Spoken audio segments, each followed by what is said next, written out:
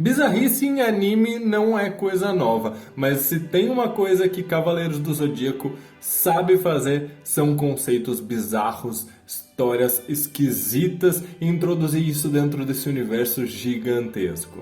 Cavaleiros do Zodíaco é uma franquia enorme com vários spin-offs, histórias, sequências, e no vídeo de hoje eu venho listar para vocês as 5 coisas mais bizarras desse universo. E cara, tem coisa bizarra. Então, continua até o final do vídeo para descobrir aí quais são as coisas mais bizarras na minha opinião. Sendo que a de vocês pode ser um pouquinho diferente, então deixa nos comentários se eu esquecer alguma coisa, se tiver alguma coisa que vocês acham que é mais bizarra do que as que eu coloquei aqui. Olá meus queridos, eu sou o Avalon das páginas Avalon Geek. E se você não conhece o nosso trabalho, já vou te convidar a se inscrever. Conhece aí os vídeos que a gente tem aqui no canal. Vira e mexe, a gente tá falando de Cavaleiros do Zodíaco e outros animes. Porque a gente vai começar aqui em quinto lugar com Cosmos em Ômega. Em quinto lugar, eu resolvi colocar aqui um conceito de cosmos. Na verdade, são 2 conceitos distintos, mas que foram introduzidos na mesma série, na série de Cavaleiros do Zodíaco Ômega. Aquela série spin-off que conta um futuro alternativo criada pela Toei, onde Kuga e seus amigos se tornam a nova geração de cavaleiros. Mas o que tem de bizarro nessa série, dentre vários conceitos que não agradaram muito o fandom? E olha, eu não sou hater de Ômega não, acho que a série tem muitas qualidades sim, mas dentre as coisas bizarras que não me desceram, justamente a ideia de tentarem atualizar a série com o conceito de elementos do cosmo. A gente sabe ao longo dessa história que por conta das pedras das armaduras, no cometa, tornou-se comum a manipulação de elementos como água, vento, trovão, luz, fogo, terras e trevas. Estes 7 elementos se tornaram uma espécie de conceito do cosmo, o qual, para ser considerado um cavaleiro completo no século XXI, seria necessário manipular pelo menos um destes elementos. E, consequentemente, as técnicas dos cavaleiros refletiriam no cosmo no qual ele teria o seu elemento vinculado. Para quem estava acostumado com as técnicas criativas e diversas dentro da franquia de Cavaleiros, como é o meu caso, ter essas técnicas delimitadas de acordo com um único elemento não soou muito agradável. Até porque eu senti a impressão que a própria série se perdeu ao longo dos episódios com técnicas que não tinham relação nenhuma ou que precisava dar uma boa de uma forçada para você tentar justificar aquela técnica como sendo de um determinado elemento. Mas não para por aí, porque essa ideia foi abandonada ali na primeira temporada e eles introduziram uma segunda ideia de Cosmo para a segunda temporada, que era o Ômega. Então esse quinto lugar aqui é 2 em 1, porque são 2 conceitos de Cosmo bizarro na mesma série. Ômega é uma espécie de cosmo superior que ultrapassa, vai muito além do 7º sentido, mas que ele não pode ser obtido individualmente. Ele é um grande poder que supera deuses e humanos e que só pode ser despertado em grupo ao mesmo tempo, não bastando a força de vontade de um único indivíduo. É muito esquisito, mas o que mais me choca nesse conceito mesmo é a ideia do poder da amizade se tornando algo efetivo, um cosmo além do 7º sentido, que é o poder da amizade. Basicamente é esse o resumo do que é um Ômega. E, cara, é estranho. Em quarto lugar, voltando pro clássico de Cavaleiros do Zodíaco, mas que foi ignorado na animação porque devem ter percebido que era uma ideia muito estranha, é justamente Mitsumasa Kido, um milionário com 100 filhos. Para quem não se lembra, o que eu acho um pouco difícil para os fãs de Cavaleiro, Mitsumasa Kido era um milionário dono da Fundação Graad, conhecido internacionalmente por patrocinar torneios de luta, e que no mangá foi dito expressamente que ele era o pai biológico de 100 órfãos, e que ele enviou esses 100 órfãos justamente ao redor do mundo para serem treinados e se tornarem cavaleiros. No final das contas, a gente sabe que apenas 10 conseguiram concluir o treinamento, o que denota ali a dificuldade desse treinamento, como era um treinamento árduo. Porém, a ideia dele ter 100 filhos é um pouco absurda, principalmente porque todos os filhos, pelo menos aqueles que conseguiram concluir a graduação e o que a gente vê nas imagens, sugere que eles têm uma idade aproximada da própria Saori. Ele não teve tanto tempo assim para ter essa quantidade de filhos, já que ele não era tão jovem mais quando recebeu a Saori. Então é uma ideia muito bizarra que gerou diversas teorias no fandom de que ele poderia ser Zeus e uma série de coisas, até que o nosso fanfiqueiro oficial Okada oficializou uma ideia, não de que ele era Zeus, mas de que ele acabou se tornando Brontes. Ele renasceu como Brontes, um deus ciclope em episódio G, uma ideia bem interessante para torná-lo um antagonista.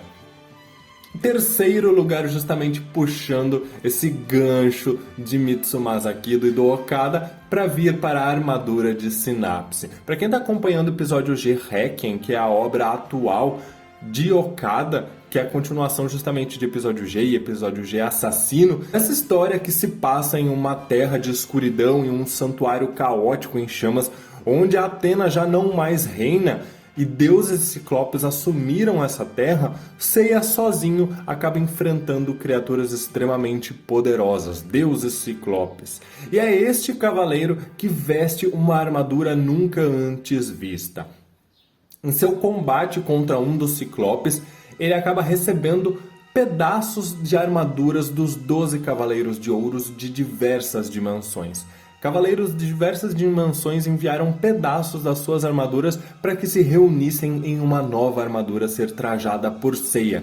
Essa armadura se torna a armadura de Sinapse, uma espécie de quimera de armadura de ouro que representa a última esperança da humanidade. E para quem é do fandom sabe que essa ideia de reunir pedaços das armaduras de ouro já não é nova, diversos fãs já fizeram isso em fanfics, em fanarts, o próprio Marco Albiero tem uma fanart bem conhecida dessas. E é muito interessante, ao mesmo tempo que muito bizarro ver isso sendo oficializado. Eu falo, Okada é o nosso fanfiqueiro oficial. Segundo lugar, e voltamos para as mãos de Masami Kurumada, o pincel canônico do maestro, para descobrir as bizarrices dentre várias, viu, que ele vem colocando em Next Dimension. Acontece que das coisas mais bizarras dessa continuação canônica, a gente é apresentado para a figura de Gestalt, o Cavaleiro de Ouro de Sagitário da Guerra Santa do século XVIII em Next Dimension. O que acontece é que esse cavaleiro, desde a sua infância, vivia com uma égua de estimação chamada Tânia, que tempos depois veio a falecer de uma espécie de doença, e o bizarro começa justamente quando ele pede para que Odisseu traga a Tânia de volta à vida, porque Odisseu era conhecido como um cavaleiro médico. Só que não bastava trazer Tânia de volta à vida, porque próprio Odisseu diz que ele não seria capaz de fazê-lo.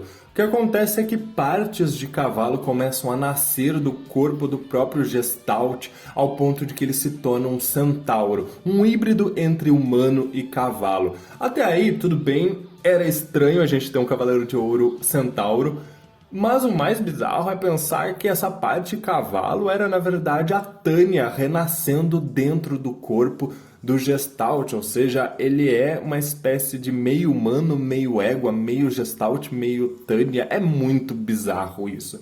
E depois de vários capítulos tentando digerir essa história, de repente Masami Kurumada simplesmente jogou pra gente que na verdade isso não passava de uma ilusão criada por Odisseu, que deve ter sido forte o suficiente para enganar todo o santuário. Ou seja, é uma coisa mais bizarra que a outra. Não bastava introduzir esses conceitos todos.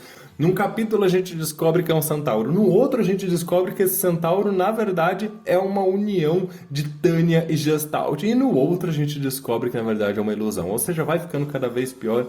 E em primeiríssimo lugar das bizarrices do universo de Cavaleiros do Zodíaco, eu não podia deixar de mencionar a nossa querida Shiori Teshiguri. Porque além de diversos conceitos interessantes que ela introduz na obra de Lost Canvas, tem uma coisa que incomoda uma grande parcela dos fãs, e é justamente Regulus de Leão. Até o momento em que a gente é apresentado esse Cavaleiro de Ouro como sendo o Cavaleiro de Ouro de Leão do século XVIII de Lost Canvas, como um prodígio, o mais jovem de sua geração dentre os Cavaleiros de Ouro, e sendo capaz de replicar técnicas de combate por observá-las uma única vez, até aí já parece um pouquinho exagerado, mas a gente consegue comprar. Porque na medida que Regulus é apresentado, ele enfrenta a Violet, e aí a gente vê ele conseguindo superar as técnicas dela, até mesmo replicar aquele selo das sombras, controlando os seres do mundo dos mortos. Até aí tudo bem, a gente vai engolindo que realmente o cara é bem forte, ele é um prodígio, e ele consegue sozinho replicar essas técnicas. Mas quando chega na exclamação de Athena aí, meu amigo, aí é forçação de barra, não é? Regulus consegue sozinho replicar a exclamação de Atena, que é uma técnica que exige a reunião do poder de 3 Cavaleiros de Ouro para emular o poder de um Big Bang. Ou seja, o Cavaleiro de Ouro sozinho replicar uma técnica que por conceito exige a reunião do poder de 3 Cavaleiros de Ouro já é um pouquinho esquisito, mas não para por aí, piora. Porque depois ele ainda consegue executar a técnica do Clamor do Zodíaco. Nessa técnica, o Regulus, que acompanhou o treinamento dos outros cavaleiros em algum momento, simplesmente replica as técnicas mais poderosas dos 12 Cavaleiros de Ouro, criando uma massa de energia tão grande que reúne o que supostamente seria o poder de 12 cavaleiros em um único ataque, tão grande que é capaz de ultrapassar o poder dos deuses. O problema, meus queridos, é que a gente está falando de um único cavaleiro emulando técnicas que deveriam ser executadas por 3 e 12 cavaleiros. Aí fica um pouquinho difícil de engolir que um único cavaleiro é capaz de tanto. Tudo bem que a gente tem ali, né, as suas exceções, os cavaleiros que sempre são muito poderosos, acima da média, mas é uma forçaçãozinha desse prodígio, não é? Enfim, meus queridos, essa é a minha lista de 5 coisas bizarras, conceitos estranhos dentro da obra de Cavaleiros do Zodíaco, dentro de toda a franquia, considerando os spin-offs. E eu quero saber a opinião de vocês. Tem coisas que vocês acham mais bizarras do que essas que eu coloquei? Ou tem coisas que vocês acham que não são tão estranhas assim, que pra vocês tá tudo bem? Comentem aí, lembrando só de sempre respeitar a opinião dos outros. Essa é a minha opinião pessoal. E não é porque eu tô falando que é bizarro, quer dizer que eu não gosto. Pelo contrário, viu? Eu adoro esses conceitos malucos. Muito obrigado por tudo e podem sugerir também vídeos que vocês gostem de cavaleiros aqui no canal. Um grande abraço e até mais!